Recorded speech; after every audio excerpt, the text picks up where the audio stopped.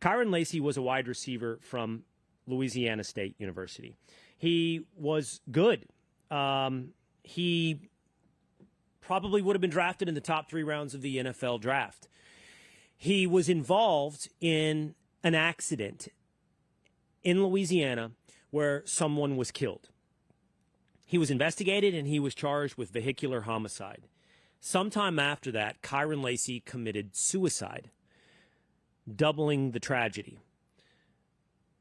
Video was released earlier this week by Lacy's lawyer suggesting that he had nothing to do with the accident, that he was 100 yards behind the accident, nowhere near it, and that somehow he became the subject of a racial prosecution.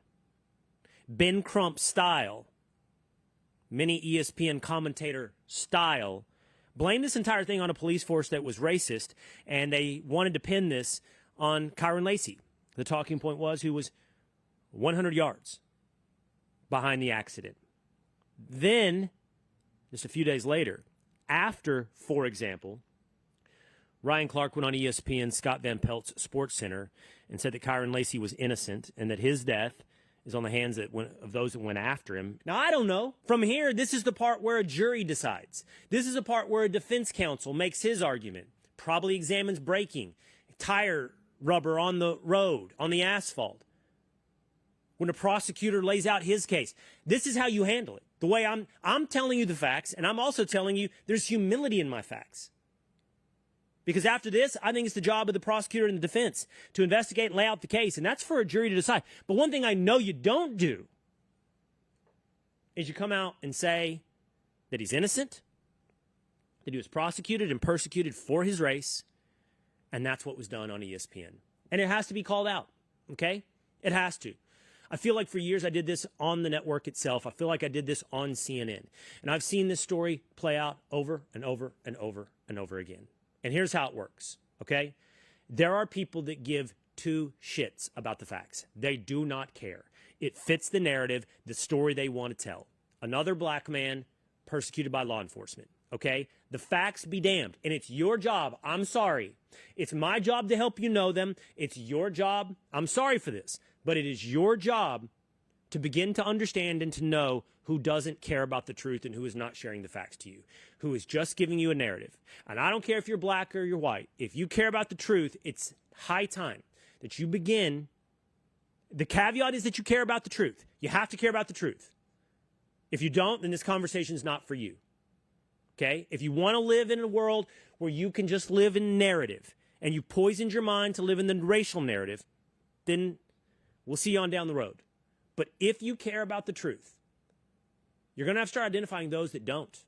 And when they go on TV and they tell you this is the way it is, and there's no possible way they can know that, there is no evidence to support it, and there's often contradictory facts on Trayvon Martin, on Michael Brown, on Bubba Wallace, on George Floyd, on every case, if they don't care about the facts, they have earned the reputation of someone that you should ignore.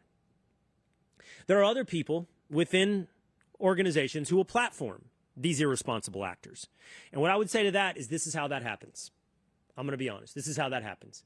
Most people in this business are liberal. Okay? That doesn't explain it. There's more. That just tells you about their instinct. There's a lot of great liberal people out there. There are a lot of responsible liberal people out there. But I'm just telling you how the instinct can lead to platforming irresponsibility. That instinct to be liberal suggests anybody on the other side is uncool, man. They don't even want Bad Bunny to play at the Super Bowl. Man, they're mad about everything. They're angry. They're MAGA, okay? That's the bearing. That's the bearing. I'm telling you how the instinct works, all right? The bearing and the instinct then gravitates them towards what is cool. What is cool? Athletes, a lot of former athletes, especially when they live in that world.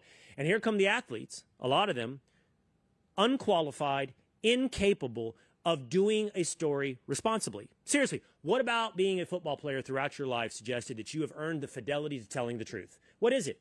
You can earn it, but not by virtue of being a football player. That doesn't give you the ability to tell the truth. Like you do it with your behavior, with your actions, with your fidelity to it. And so, maybe people who have a liberal instinct who wouldn't otherwise do this, platform irresponsible people, and then they have to come back and apologize later.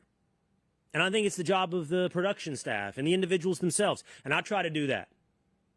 I like that Two-A-Days Dan disagrees with me sometime, because my instincts need to be checked. Everybody needs to be checked so that you can be responsible. And when it comes to these types of cases, we've gone so far beyond irresponsibility that it's not simply mistakes, it's poisoning. It's poisoning. You're poisoning people's minds, okay? Into thinking that everybody is racist, the whole system is against them, and it did not happen the way that it was sold. I don't know what happened. That's for a jury, that's for a judge, that's for a prosecutor, that's for a defense, that's for the facts. But what I feel pretty comfortable saying is it didn't happen the way it was said on national television. And it's good that there's been apologies. There needs to be more, and then there needs to be accountability for those that show no interest in actually getting it right when it comes to the truth.